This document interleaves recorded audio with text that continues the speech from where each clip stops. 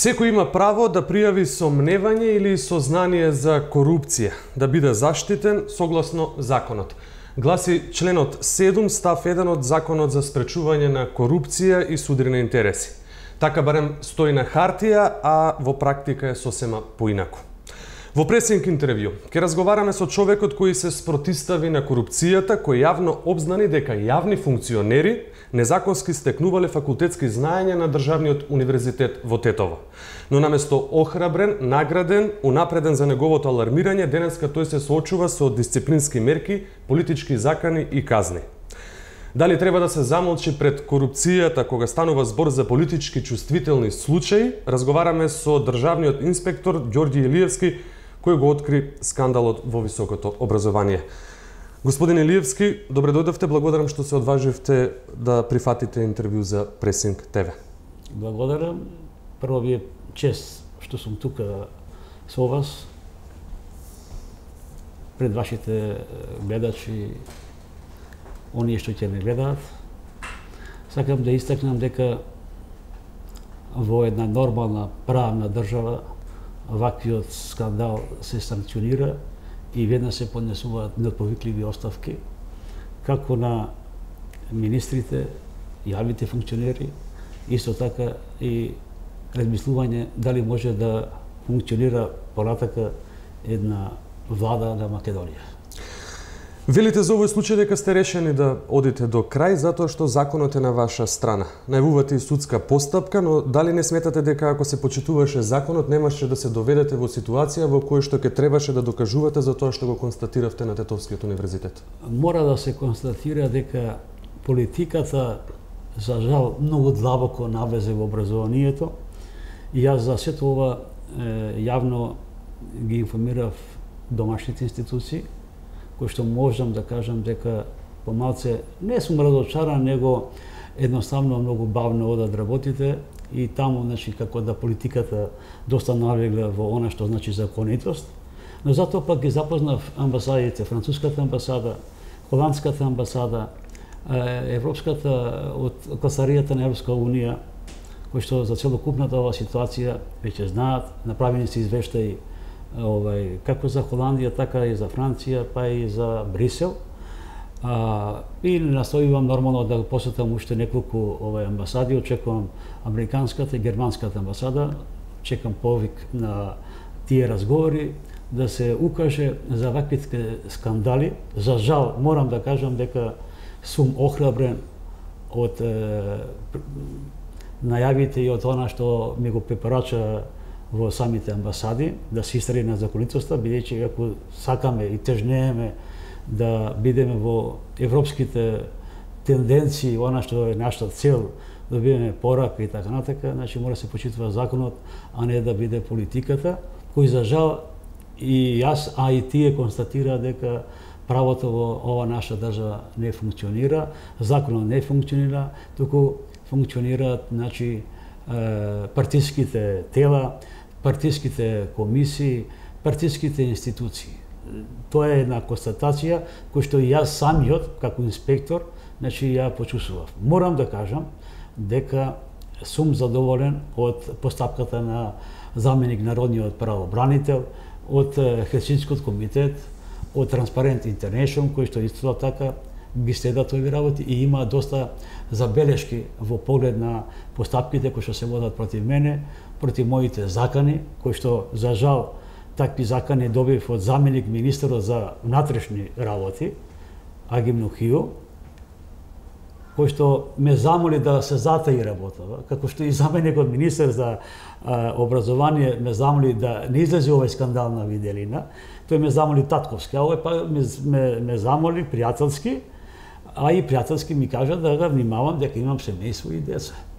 Дали ова можеби не ве поколебаш или од оваа дистанца денеска гледано не сметавте дека можеби ќе беше подобро да се ја свртевте главата на корупцијата за она што го констатиравте? Јас морам да кажам дека ова уште повеќе ме охрабри што ми даде една поголема сила да истрајам во сето нешто, бидејќи сум на прав пат, бидејќи законот стои зад мене и тука не може да се оспори. храброста доаѓа и од она што го гледам по порталите, петициите, по храброста што ми ја даваат многу граѓани во нашава држава, покрај македонци, албанци, турци и други, и тоа повеќе ме охрабрува. Значи, кога велам ме охрабрува, затоа што се увати доста албанци кои што бараат да се расчисти ова работа и нив не им се допаѓа ваквото нешто, ваквите унапредувања кои што е нонсенс. Морам да кажам една реченица од еден експерт странски кој што ме сослуша, кој што вика: немаме европска практика вакво нешто да се случува. Да имаме министри кои што ќе бидат министри или директор, јавна функција, хоби. Тоа мора да биде професионален однос. Значи, како министрите, така директорите, така пратениците, сите кои што имаат тие функции, мора да имаат професионален период во работата, а не да му биде хоби, него да министер да биде, а да се ги извршува незаконски сите оние други работи и унапредувања кои што е нонсенс. Затоа во законот има и закон за работни односи, по член 151, каде што стои мирување на јавен или државен функционер по завршување на мандатот. Тој се враќа назад. По завршувањето на мандатот, кога се враќа назад, тој може понатака, значи, да се унапредува согласно законот. Може тој да се усовршува. Може тој да изведува вежби и настава, но без парични средства. Кај овие функционери кои што утре бараме од МВР, од Оливер Спасовски, кој што гледам е гласен во зборувањето дека треба да се бориме против корупцијата, тој прво треба да расчисти со неговиот заменик министер, кој што му ги дадов, да види како е унапреден незаконски, кога што му дадов да ги види и договорите за интелектуални услуги. Тоа се тројца. Истото тоа им го дадов и до Државната комисија за антикорупција, до сите институции, до јавното видителство, до финансиска полиција, кои што треба да ги откријат овие тројца, дали земале или не земале. Тоа во една нормална правна држава, тоа се прави за едно 5 минути. 5 минути зеле, не земе, уја па е тука и да се откријат, а не да се лечат предметиве 3 месеци и повеќе. А тоа е само за тројца функционери. Згоре на тоа се врши невиден пресинг и на второстепената комисија за инспекцијски надзор и прекршоци, каде што како првостепен орган не сум воопшто запознат, носат решение, второстепениот орган носи решение кој што ми ги поништува моите решенија. Нонсенс е тоа. Јас затоа и барам, и денеска и тоа им го побарав, да ги видам документите, бидејќи има една управна постапка, која што треба се почитува таа постапка, а тоа значи, ако се обжали универзитетот, кој што има право, а тие решенија универзитетот не ми ги прими, имам докази со тоа, дека не ги прими решенијата, затоа направив и контролен инспекцијски надзор за да почитување на решенијата и си постапив по целиот тој ред, поравнување, посредување и поднесување барање за прекршечна постапка до Основниот суд во Тетово. Еве ќе потсетам малку на случајот во април, како раководител од добиениот список на 33 вработени лица во наставно-научни звања сте земале 6 досиеа, од кои на 4 функционери. Министерот за образование и наука Арбер Адеми, заменик министерот за МВР Агим Нуихиу, директорот на Заводот за индустријска сопственост Сафет Емрули и заменик министерот за одбрана Беки Масути, кај кои сте констатирале неправилности.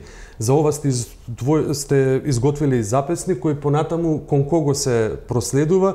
Може ли, еве, иако пред малку накратко ни објаснивте процедурата, што се случува од како ќе инспекторот направи увид на она што го констатирал таму? Ние како државен просветен инспекторат согласно годишната програма, согласно акциониот план кој што го подготвивме, значи да тој универзитет 11 и 12 бевме 5 инспектора.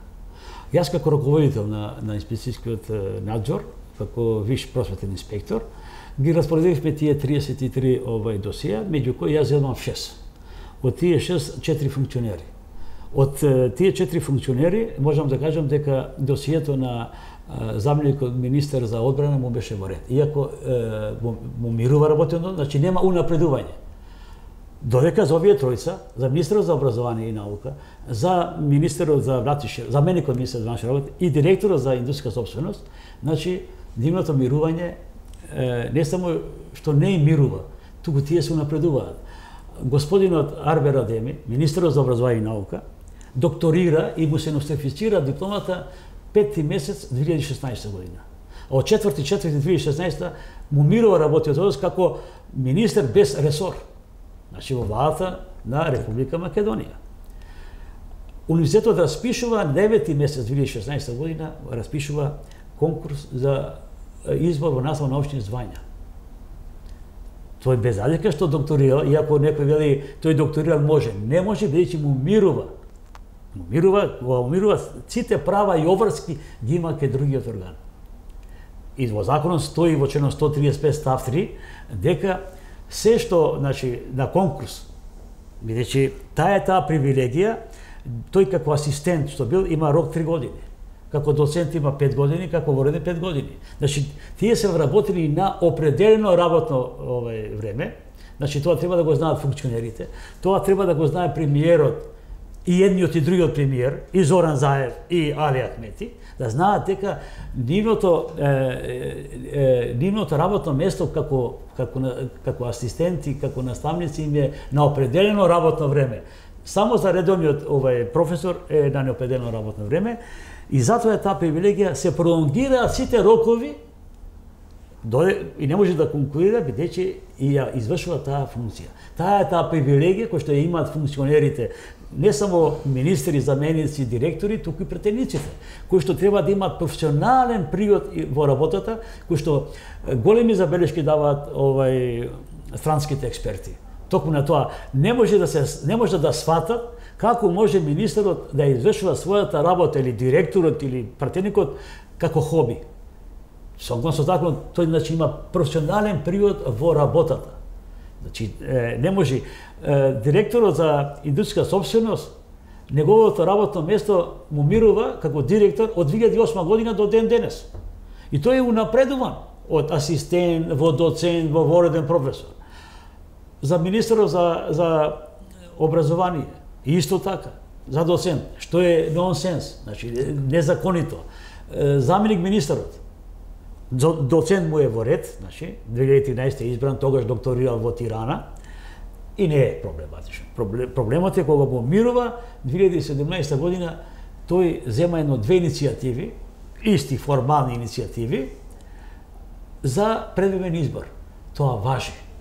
Важи ако тој вработен на универзитетот, но тој веќе не е вработен, тој е вработен како заменик министер, кој што и ден денес е.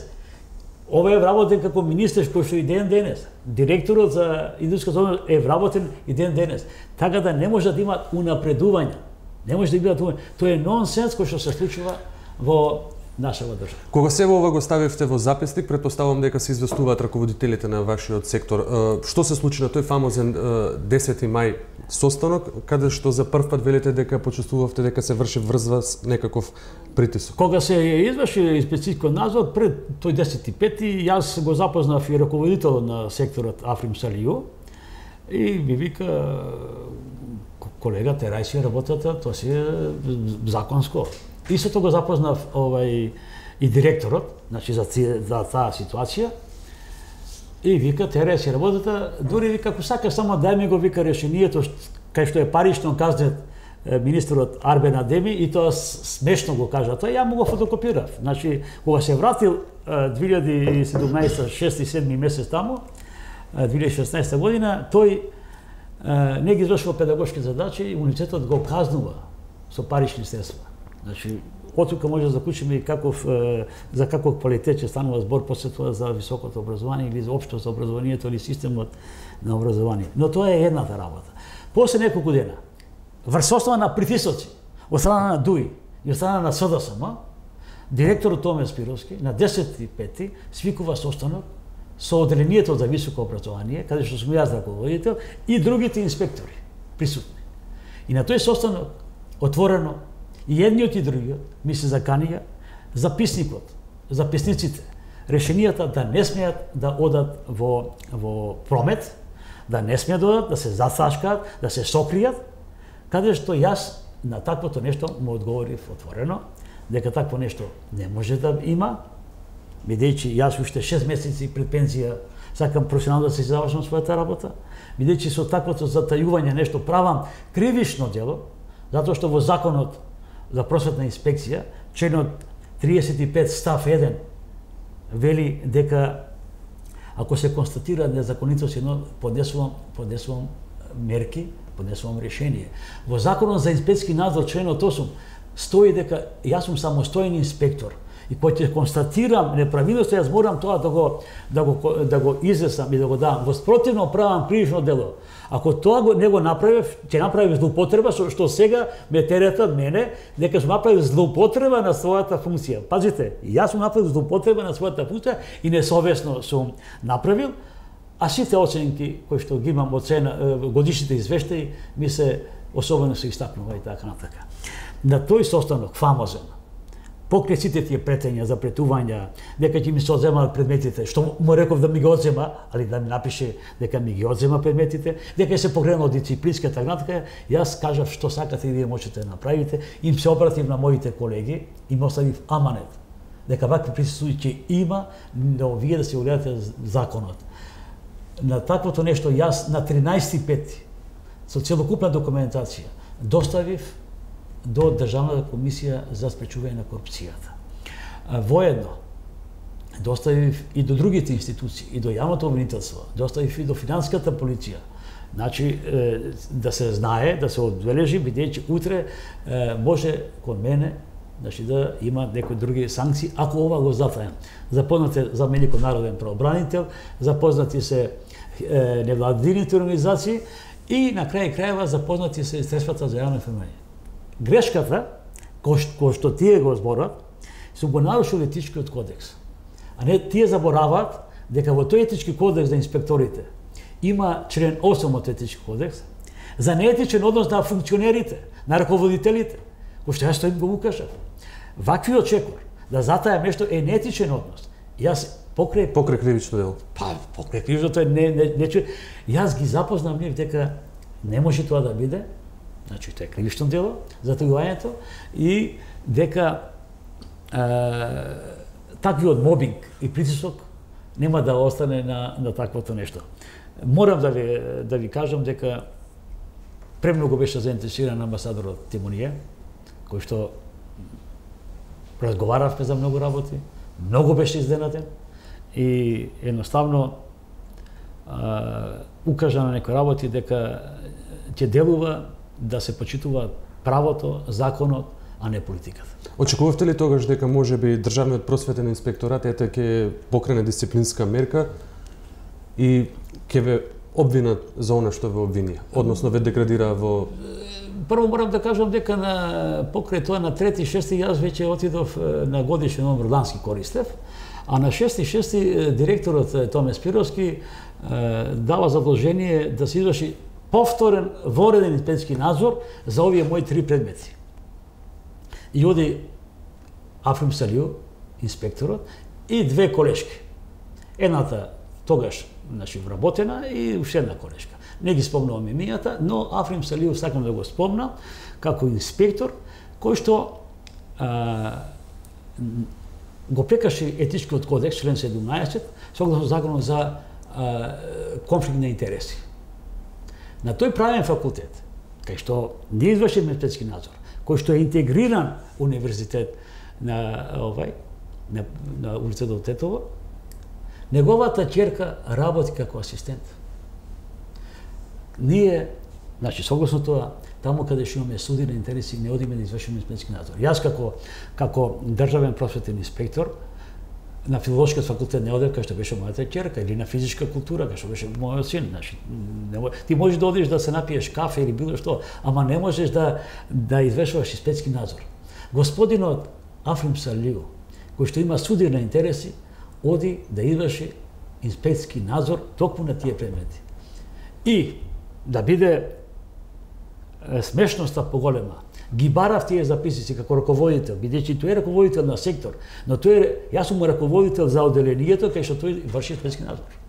Ги барам записниците од нивниот вореден инспекцијски надзор.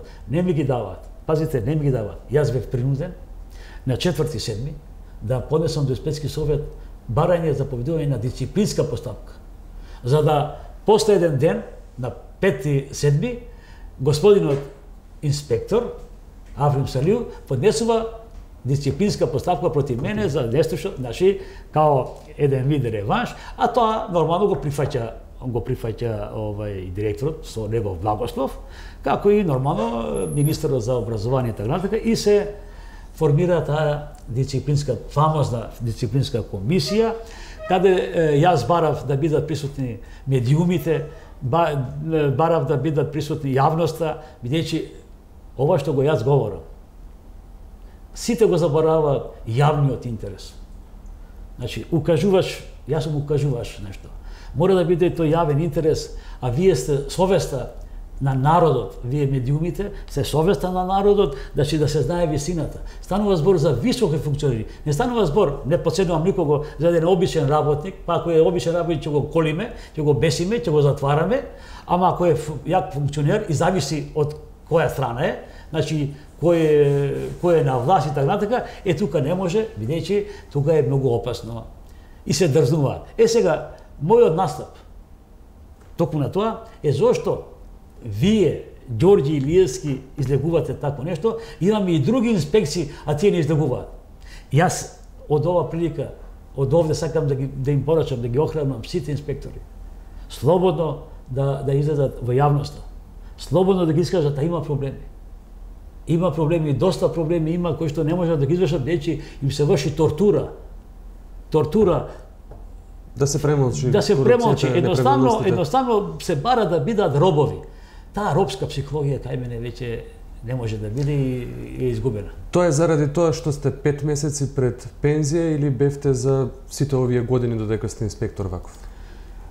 Морам да кажам, јас сум категоричен секогаш во констатирањето на незаконитостите. И секогаш сум модел човечки да се констатира тоа што не е во ред, да се запази процедурата, да се испочитуваат решенијата. Никогаш не би било цел да се даде глоба. Значи, глоба како казна, туку едноставно да се надминуваат проблемите. Ние немаме универзитет во нашава држава кој што е без грешка. Сите универзитети имаат по некоја грешка. И по различни основи. Но овде станува збор за нешто што се функционери кои што треба да му мирува. Зошто такво напредување не направи министерот за финансии, Тевдовски, кој што го проверивме неговото досие на економска влада, покрај другото и неговото досие го проверивме. Му мирува, се во ред. Истата ситуација е за Кочан Ѓушев на Машински факултет. Редовен професор се во ред, значи нема проблеми. Значи, или зошто директорот на квалитет на исхраната, еволуацијата, од факултетот за ветеринарна медицина, презимето не го знам, беше директор Трпе, од 2007-2008 како доцент, до 2018 му мирова работи денос. С повраќање назад, универзитетот му распишува конкурс во настава на општо звање военен професор. Значи 10 години. Зошто законот да важи за еден, за други да не важи? Нели полна му е устата на премиерот Зоран Заев, едно општество, законите да важат сите, нема привилегија за никого. Но во праксата не е така. Во праксата не е така и да знаете, не можеме да ги лажиме амбасадите. Амбасадите се знаат. И знаат што се случува во образованието и во другите институции. И за жал морам да потенцирам и да го кажам, тоа можда не е за јавност, али сакам да го кажам. Го замолив Тимонија да се заложи да Македонија добие датум за преговори, иако може би не заслужуваме, но да го добиеме за да не фатат малце за уши, да се расчистат овие ситуации. Затоа што ние декларативно сакаме во Европа, но во практика не. Мислите дека ќе се успее да се доведе до крај овој случај, да се реши, или ќе остане на забот на времето да се заборави? Јас ќе цитирам до крај. Имаме ние, значи, инстанции, имаме судови, па имаме меѓународни судови. Значи, јас сакам дојде тоа до крај. Јас сакам после сето ова, после сите овие патешествија, да дадам една порака на идните студенти, таа моја книга нова што ја планирам да биде да биде посветена за студентите од правните факултети.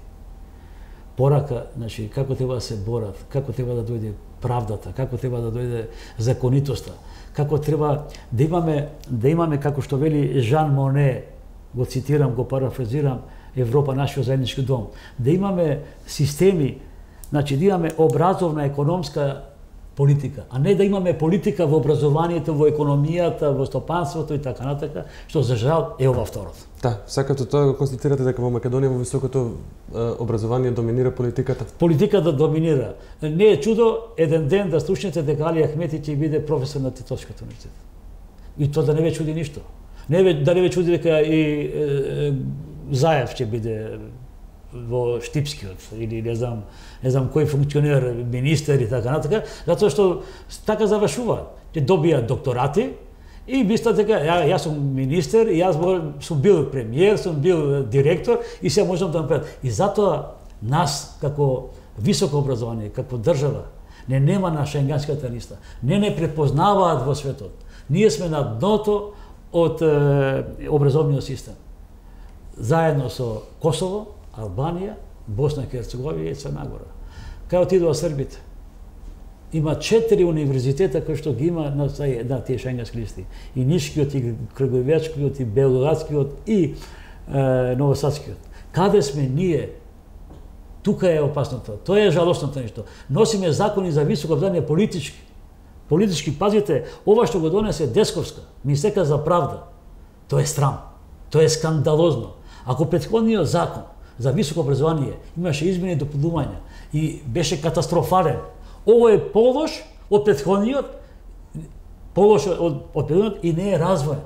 Зошто? Затоа што се симнати сите европски стандарди кои што има потреба да има еден наставно-научен кадар. А да не зборуваме колку вложуваме за науката и каде се наоѓаме. Значи тоа е едно дно кој што за жал треба сите да не загриши. Господин Илиевски, ви благодарам за тоа што се одваживте и говоревте денеска во пресинг интервју. Секоја чест за тоа што решивте да се спротивставите на корупцијата, посебно кога станува збор за политички чувствителни случаи. Предпоставувам и дека вашите колеги ќе го следат овој ваш пример, а на крајот и правдата ќе излезе на виделина. Јас исто се надевам, сум храбар и знам дека законот еднаш ќе мора да проработи и храброста ми ја дава, морам така да кажем, на крај со Господ напред. Ви благодарам уште еднаш.